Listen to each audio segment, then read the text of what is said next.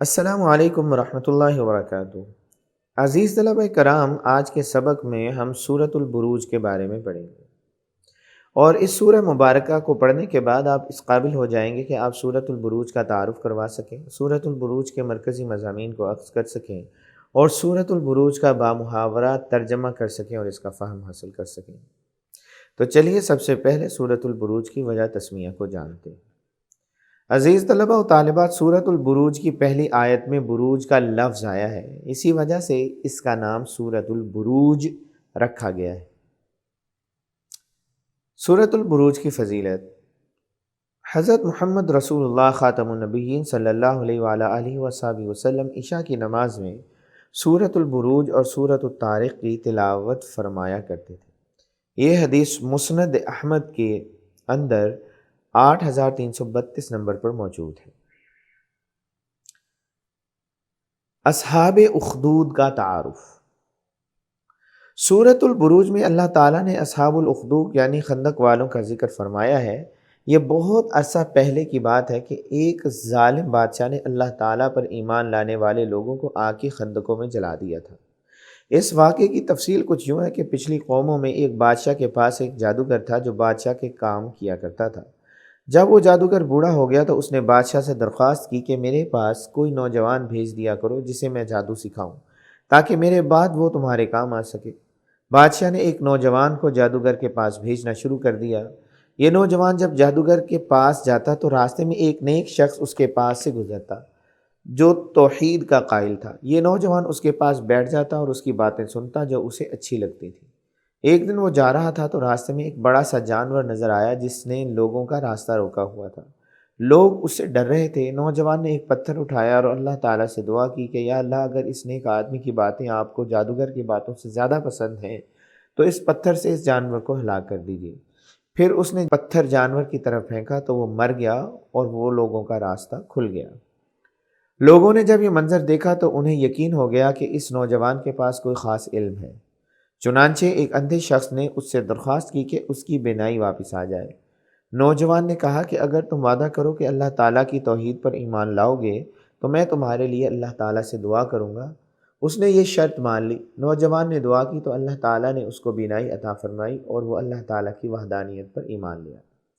ان واقعات کی خبر جب بادشاہ کو ہوئی تو اس نے اس نابینا شخص کو بھی گرفتار کر لیا اور نوجوان اور نیک شخص کو بھی، اور ان سب کو توحید کے انکار پر مجبور کیا۔ جب وہ نہ مانے تو اس نے اس نابینا شخص اور نیک آدمی کو آری سے چروا دیا اور نوجوان کے بارے میں اپنے سپاہیوں کو حکم دیا کہ اسے کسی اونچے پہاڑ سے لے جا کر نیچے پھینک دیں۔ جب وہ لوگ نوجوان کو لے کر گئے تو اس نے اللہ تعالیٰ سے دعا کی، پہاڑ پر زلزلہ آیا جس سے وہ لوگ مر گئے اور نوجوان زندہ رہا۔ اس کے بعد بادشاہ نے حکم دیا کہ اسے کشتی میں لے جا کر سمندر میں غرق کر دیا جائے۔ وہ اسے لے کر گئے تو نوجوان نے دعا کی جس سے کشتی الٹ گئی، سب سپاہی ڈوب گئے اور نوجوان سلامت رہا۔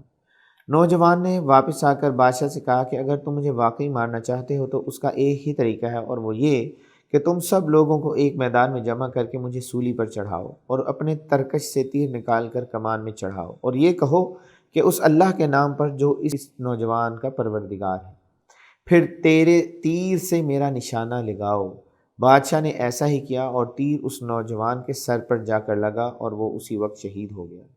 اس منظر کو دیکھ کر بہت سے لوگ اللہ تعالیٰ پر اور اللہ تعالیٰ کی توحید پر ایمان لے آئے۔ بادشاہ نے انہیں اس دین سے ہٹانے کی کوشش کی لیکن ان میں سے کوئی بھی توحید کو چھوڑنے کے لیے تیار نہ ہوا۔ پھر بادشاہ نے ان کو سزا دینے کے لیے سڑکوں کے کناروں پر خندقیں کھدوا کر ان میں آگ بھڑکائی اور حکم دیا کہ جو کوئی توحید کے دین کو نہ چھوڑے اس کو ان خندقوں میں ڈال دیا جائے۔ چنانچہ ایمان والوں کی ایک بڑی تعداد کو زندہ جلا دیا گیا۔ ان سب کو اللہ تعالیٰ نے ایسی ہمت عطا فرمائی کہ کوئی بھی ایمان چھوڑنے پر راضی نہ ہوا۔ پھر اللہ کا کرنا ایسا ہوا کہ خندقوں کے کنار پر بیٹھے ہوئے کافر بھی آگ کی لپیٹ میں آ کر جل گئے۔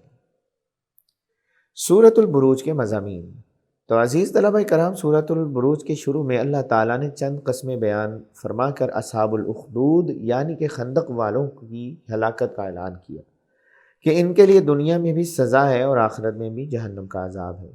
ساتھ اہل ایمان کو خوشخبری دے دی گئی کہ مشکلات پر صبر کرنے والوں کے لیے جنت ہے۔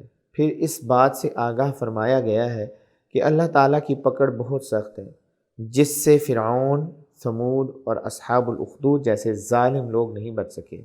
آخر میں قرآن مجید کی عظمت بیان فرمائی گئی کہ وہ لوح محفوظ میں ہے۔ سورۃ البروج کے مرکزی مضامین۔ تو عزیز طلبہ کرام، سورۃ البروج کے مرکزی مضامین میں ظالم اور مظلوم کے انجام کا بیان ہے کہ جس طرح اصحاب الاخدود یعنی خندق والوں کو ذکر کیا گیا، اس میں ظالم بادشاہ کے لیے ہلاکت اور توحید پرست لوگوں کے لیے آخرت میں ہمیشہ کی کامیابی کا تذکرہ موجود ہے۔